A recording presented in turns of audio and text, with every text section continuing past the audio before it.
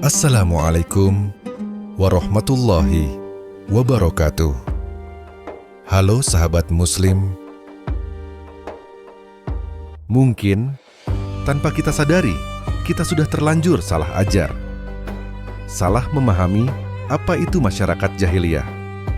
Yang sering disuguhkan kepada kita hanyalah potongan gelapnya. Pembunuhan bayi perempuan, perbudakan, mabuk, dan kekacauan moral. Seakan-akan tidak ada satupun cahaya kebaikan di sana. Padahal tidak ada satu peradaban pun yang sepenuhnya gelap. Akhlak masyarakat jahiliyah. Menghormati tetangga. Sisi terang yang sering kita lupakan.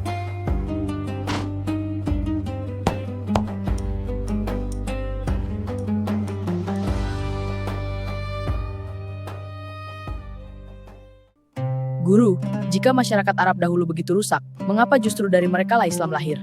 Pertanyaanmu bagus, karena Allah tidak memilih secara acak. Lalu, sang guru membacakan firman Allah Ta'ala. Allahu a'lamu haitu yaj'alu risalatahu, artinya, Allah lebih mengetahui di mana dia menempatkan tugas kerasulan. Quran Surat Al-An'am, ayat 124.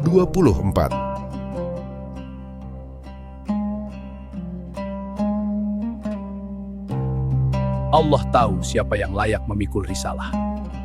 Ketika menafsirkan ayat ini, Imam Ibnu Katsir rahimahullah mengatakan, Allah mengetahui di mana dia menempatkan misi kerasulan. Siapa yang paling pantas menerima risalah ini dari makhluknya? Tafsir Al-Quran Al-Azhim. Allah memilih tanah Arab, lalu memilih bangsa Arab dari keturunan Ismail, kemudian memilih Quraisy, lalu Bani Hashim, dan akhirnya memilih Muhammad bin Abdullah sallallahu alaihi wasallam.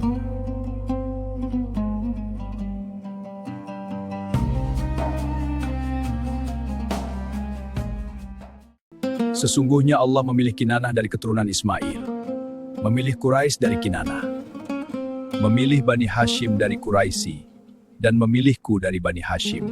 Hadis riwayat Muslim. Ini bukan soal nasab semata, tapi karakter dan akhlak yang sudah hidup di tengah mereka.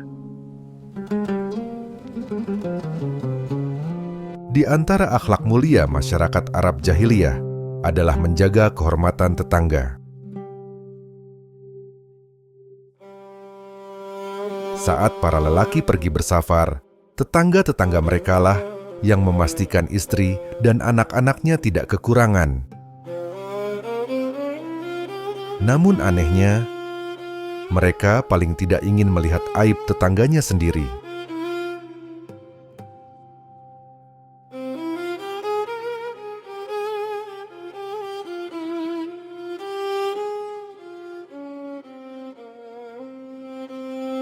Nari wa narul jar wahidun wa ilaihi qabli tanzilul qadru madarrani jarun ujawiruhu an la yakuna libabuhu sitr. Api kami satu, kami masak dari tungku yang sama, kami minum dari teko yang sama, bahkan pintu rumah kami tanpa tabir, karena tidak ada yang ingin disembunyikan dari tetangga yang amanah. Syair Hatim. Wa ma tashtakini jarati غير أنني إذا غاب عنها زوجها لا أزورها سيبلغه خيدري ويرجع بعلها إليها ولم تسبل على ستورها. Hatim berkata, tetanggaku tidak mengeluhkanku, melainkan apabila suaminya pergi, aku tak lagi mengunjunginya. Kebaikanku akan sampai padanya kala suaminya kembali padanya. Aku tidak merusak tabir pembatasnya. Bukan karena benci, bukan karena sombong, tapi karena menjaga kehormatan.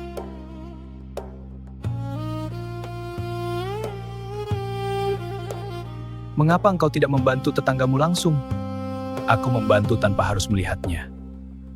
Karena kehormatan wanita adalah milik suaminya.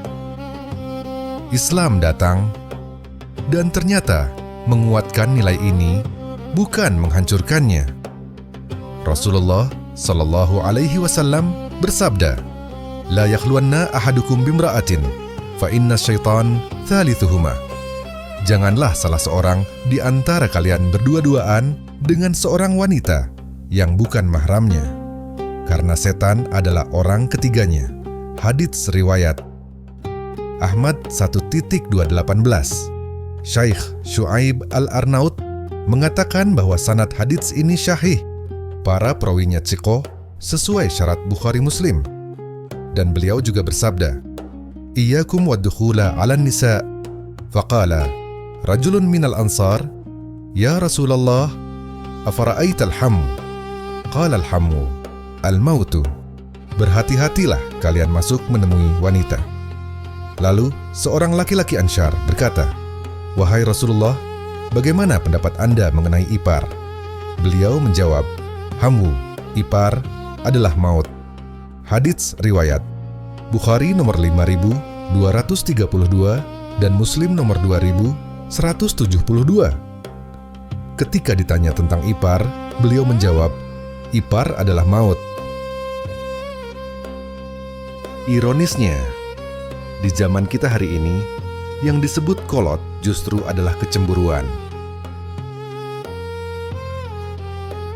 Istri memamerkan aurat di media sosial, berfoto dengan non-mahram, suami diam, lalu yang marah dianggap mengekang, padahal dulu orang jahiliyah saja lebih menjaga. Aku menjaga diri dari mengunjungi tetanggaku.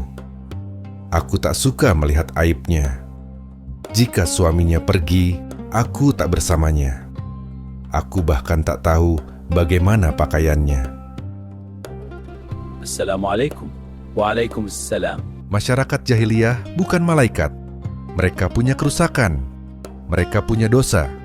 Namun mereka juga punya akhlak luhur.